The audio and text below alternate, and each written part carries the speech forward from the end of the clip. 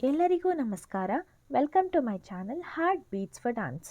ಇಂದಿನ ಸಂಚಿಕೆಯಲ್ಲಿ ನಾವು ಭರತನಾಟ್ಯಮಲ್ಲಿ ಕಣ್ಣಿಗೆ ಉಪಯುಕ್ತವಾಗಿರುವ ಕ್ರಿಯೆಗಳನ್ನು ನೋಡೋಣ. ಭರತನಾಟ್ಯಮಲ್ಲಿ ನಮ್ಮ ಹಸ್ತಗಳು ಅಂದರೆ ಕೈಯಿನ ಚಲನೆಗಳು ಯಾವ ಕಡೆ ಹೋಗುತ್ತೋ ಆ ಕಡೆ ದೃಷ್ಟಿಯನ್ನು ಇಡಬೇಕಾಗುತ್ತೆ. ಅದ್ಭುತವಾದ ದೃಷ್ಟಿ ಇರಬೇಕು. ಅದಕ್ಕೆ ಈ ಕ್ರಿಯೆಗಳು ಬಹಳ ಉಪಯೋಗವಾಗುತ್ತದೆ. ಈಗ ನಾವು ಊರ್ಧ್ವ ಅಥವಾ ಅಧೋ ತ್ರಾಟಕ ಹೇಗೆ ಮಾಡೋದು ಅಂತ ನೋಡೋಣ. ವಜ್ರಾಸನ. ವಜ್ರಾಸನದಲ್ಲಿ ಕುಳಿತು ಬಲಗೈಯನ್ನು ಮುಂದಕ್ಕೆ ಚಾಚಿ ಬಲಗೈಯಲ್ಲಿ ಶಿಖರಾಹಸ್ತವನ್ನು ಮೇಲ್ಮುಖವಾಗಿ ಹಿಡಿಯಬೇಕು. ನಮ್ಮ ಕಣ್ಣಿನ ದೃಷ್ಟಿ ನಮ್ಮ ಹೆಬ್ಬೆಟ್ಟನ್ನು ಹಿಂಬಾಲಿಸಬೇಕು.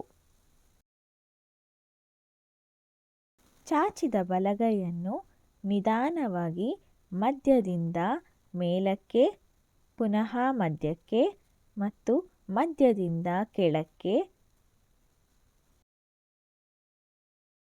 ಚಲಿಸಬೇಕು. ಹೀಗೆ ಮಾಡುವಾಗ ನಮ್ಮ ದೃಷ್ಟಿ ನಮ್ಮ ಹೆಬ್ಬೆಟ್ಟಿನ ಮೇಲೆ ಇರಬೇಕು. ದೃಷ್ಟಿಯು ಹೆಬ್ಬೆಟ್ಟನ್ನು ಹಿಂಬಾಲಿಸಬೇಕು. ಇದನ್ನು ಊರ್ಧ್ವ ಅಥವಾ ಅಧೋ ತ್ರಾಟಕ ಎಂದು ಕರೆಯುತ್ತಾರೆ. ಇದನ್ನು ಕನಿಷ್ಠ 4 ರಿಂದ 6 ಸಲ ಮಾಡಬೇಕು.